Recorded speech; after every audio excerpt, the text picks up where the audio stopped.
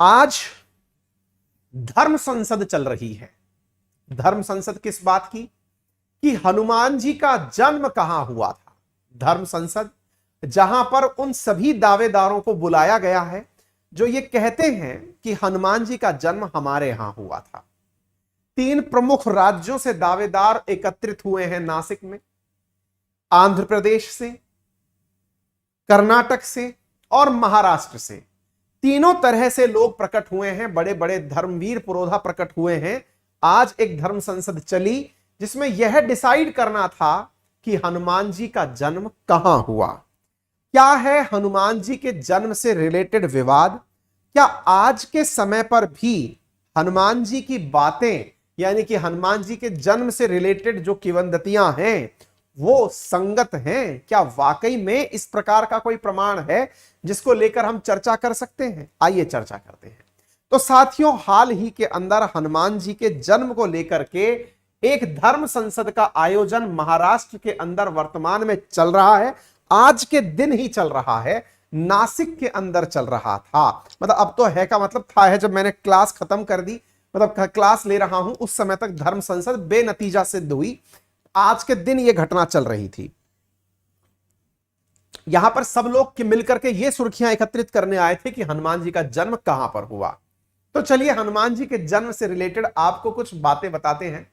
आप में से मेरे बहुत सारे मित्रों के वीर और ईष्ट जो गुरु हैं वो हनुमान जी ही हैं, और उनके पीछे का बहुत बड़ा कारण भी है, क्योंकि विद्यार्थी के जीवन में माना जाता है कि जितना दृढ़ संकल्पित होकर के सेवा भाव से अपने लक्ष्य की प्राप्ति करने में जिस आदर्श चरित्र ने अपना जीवन बिताया, उनका नाम वीर हनुमान था।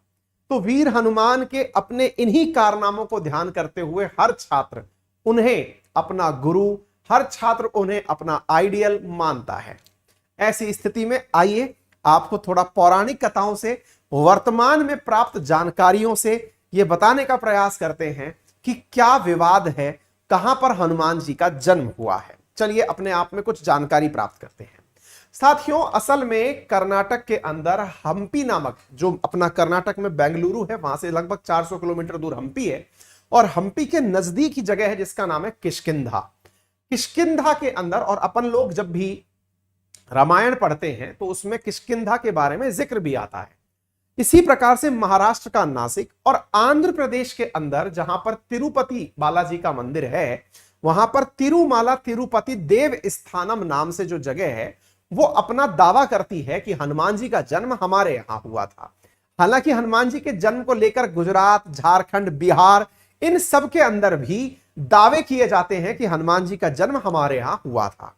हमने जो न्यूज आपके लिए एकत्रित की उसमें चर्चा इस बात की है कि आज यानी 31 मई के दिन नासिक के अंदर महंत श्री मंडलाचार्य पीठाधीश्वर स्वामी अनिकेत महाराज देशपांडे ने अपने यहां धर्म संसद का आयोजन किया था, जिसमें यह सिद्ध किया जा सके कि फाइनली हनुमान जी कहां वाले माने जाएंगे, तिरुपति बालाजी वाले माने जाएंगे या किष्किंधा जो कि स्थित है कर्नाटक में वहां माने जाएंगे, या महाराष्ट्र के नासिक में माने जाएंगे। ठीक है ना?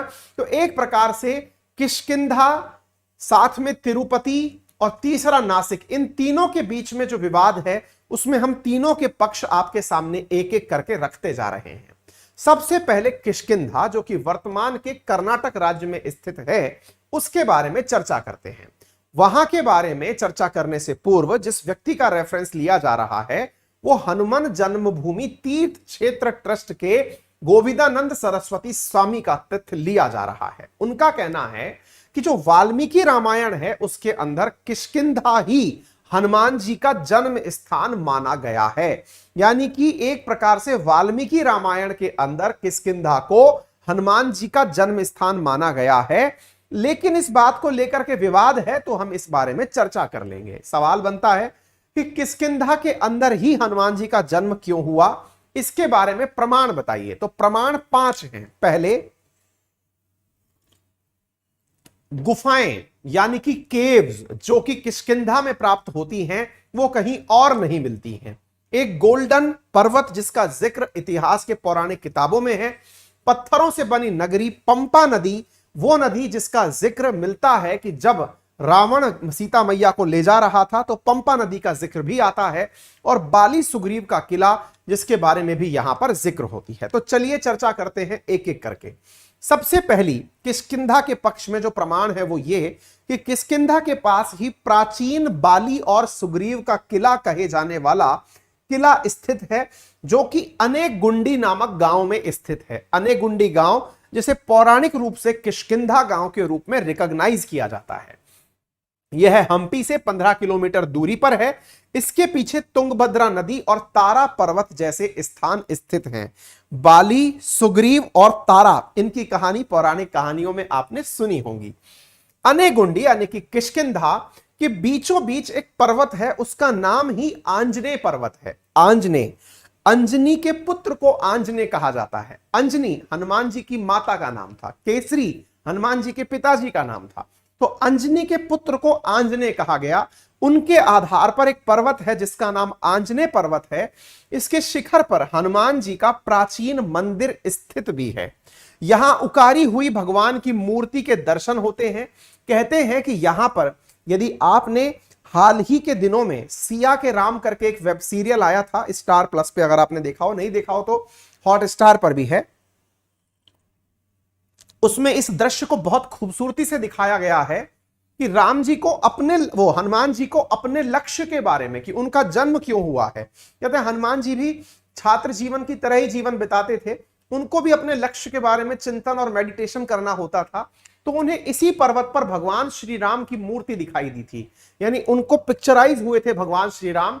तो तब से यहां पर कहते हैं कि मूर्ति उपलब्ध है जो कि स्वयंभू हनुमान जी की मूर्ति, स्वयंभू यानी कि खुद से प्रकट हुई मूर्ति है। दूसरा, इतिहास के पन्नों पे जिक्र किया जाता है कि यहां पर जो पर्वत है वो देखने में सुनहरा प्रतीत होता है, यानी कि एक प्रकार से पर्वत को जब देखते हैं तो वो गोल्डन प्रतीत होता है। अब गोल्डन होने के पीछे क्या प्रमाण है? वाल्मीकि रामायण में लिखा हुआ है कि सोने के कलर जैसा दिखने वाला पर्वत ही था जहां हनुमान जी का जन्म हुआ था। इसलिए आप देख सकते हैं पीछे से जो लालिमा आ रही है ये बिल्कुल गोल्डन कलर की प्रतीत होती है, ऐसा कहा जाता है। सूरज उगने से पहले आंजनेय पहाड़ के किसी भी कोने में खड़े होकर अगर आप फोटो खींचते हैं तो वो गोल्डन कलर का ही दिखने लगता है। इसी के साथ साथ यदि हम इस पूरी पहाड़ी को देखें तो इसमें बहुत सारी गुफाएं आज भी विद्यमान हैं। इन गुफाओं को देख करके कहा जाता है कि यहां वाल्मीकि रामायण में ऑलरेडी जिक्र किया हुआ है कि किष्किंधा नगरी पत्थरों के पहाड़ों से बनी हुई है, तो यहां पर गोल गोल पत्थर उपस्थित हैं और बहुत सारी गुफाएं यहां पर स्थित हैं, जिससे यह प्रमाण मिलता है कि यहीं पर वो जगह थी। साथ में इसी पहाड़ी के पीछे पंपा नदी का प्रमाण मिलता है। वाल्मीकि रामायण में लिखा है कि रावण जब सीता का अपहरण करके ले जा रहा था तो पंपा नदी, जिसे अब तुंगभद्रा नदी कहते हैं, उसी के ऊपर वाले मार्ग से वो निकला था और किष्किंधा नगरी जो है वो पंपा नदी के तट पर स्थित है। इसी को ध्यान में रख करके यह प्रमाण पुष्ट होता है कि कर्नाटक के अंदर हम्पी के किनारे किष्किंधा नामक स्थान पर हनुमान जी का जन्म हुआ था। मधुबन ऋषिमुख पर्वत को आसपास का ही बताया गया है। ये सारी जानकारियां यहां से मिलती हैं। आर्कियोलॉजिकल प्रमाण भी हैं जिनसे यह पता चलता है कि यहां पर बहुत सी दीवारों पर बंदरों के चित्र बने हुए हैं जो कि लगभग 5 से लेकर 7,000 साल पुराने हैं। यानी एक प्रकार से आप सिंधु घाटी सभ्यता से भी पुराने कालों की तरफ चले जाते हैं। 5,000 से 7,000 साल पुराने यहां पर बंदरों के चित्र बने हुए प्रकट होते हैं। कर्नाटक के कोप्पल जिले के अंदर गंगावती तहसील के अंदर जो ये किष्किंधा जो है इसके बारे में ये सारी बातें हैं। इवन इतना ही नहीं, यहां की लोकल लोगों की कहानियों में, किंवदंतियों में भी ये सारी बातें विद्यमान हैं। इसके अलावा अब चलते हैं हम आंध्र प्रदेश में। आंध्र प्रदेश जहां तिरुपति बालाजी का मंदिर स्थित है, वहां पर तिरुपति तिरुमाला ट्रस्ट टीटीडी ये कहता है कि असल में हनुमान जी का जन्म यहीं हुआ था, लेकिन उनकी जो कर्म भूमि थी वो किष्किंधा थी। यानी जन्मभूमि तो यहीं पर है, तिरुमाला नामक जो पर्वत है वहां पर है, और वो अपनी ड्यूटी करने के लिए कहां जाते थे? किष्किंधा जाते थे। आइए जानते हैं इनके पक्ष में क्या प्रमाण है। इनके कहने के अनुसार यह है कि हमारे जो पुराण और शास्त्र हैं उनके अनुसार हनुमान जी का जन्म तिरुमाला की 7 पहाड़ियों में से एक पहाड़ी जिसका नाम है अंजनाद्री पहाड़ी, वहां पर हुआ था। ये कहते हैं कि हमें इस बात में कोई शक नहीं है। कौन बोलता है? ये आंध्र प्रदेश वाले, कि किष्किंधा नामक जगह जो है वो कर्नाटक में है और किष्किंधा से हनुमान जी का संपर्क रहा है। लेकिन हम तो केवल इतना कह रहे हैं कि हमारे यहां पर जन्म हुआ था, वर्क प्लेस जो था वो कहीं और था। बिल्कुल वैसे ही जैसे भगवान श्री कृष्ण के बारे में कहते हैं कि जन्म तो जेलों में हुआ था, कर्म भूमि फिर उन्होंने चल करके द्वारका बनाई, मथुरा से उनका रिलेशन द्वारका तक का कनेक्ट हुआ। कुछ ऐसे ही ये लोग अपने बारे में बातें करते हैं और कहते हैं कि अंजनाद्री नामक जो पहाड़ी है वहां पर इनका जन्म हुआ। इनका कहना है कि अगर हम वाल्मीकि रामायण के उत्तरकांड में लिखा देखते हैं तो वहां शब्द लिखा गया है जिसका नाम है सुमेरु शिखरांचल। सुमेरु शिखरांचल जो है वो भगवान वेंकटाद्रि के 20 प्रसिद्ध नामों से एक है और सुमेरु शिखरांचल जो है ही वो ही वेंकटाद्रि भगवान है, इसलिए हनुमान जी यहीं पर पैदा हुए थे। स्कंद पुराण की बात माने तो अंजनाद्री जो कि यहां पर उपस्थित 7 पहाड़ियों में से एक है, कहा जाता है कि अंजनाद्री जो नाम है वो असल में माता अंजना देवी के नाम पर पड़ा, क्योंकि माता अंजना देवी की तपस्या के दम पर हनुमान जी पैदा हुए थे। यही कारण से इस पहाड़ी का नाम अंजनाद्री पहाड़ी पड़ा। इन्होंने अपने पक्ष में ब्राह्मण पुराण, ब्रह्म पुराण, वराह पुराण में अंजनाद्री का जिक्र है वो पब्लिकली ला करके कहा है कि 7 पहाड़ियों में से चूंकि एक पहाड़ी का नाम अंजनाद्री है तो हनुमान जी का जन्म यही हुआ था।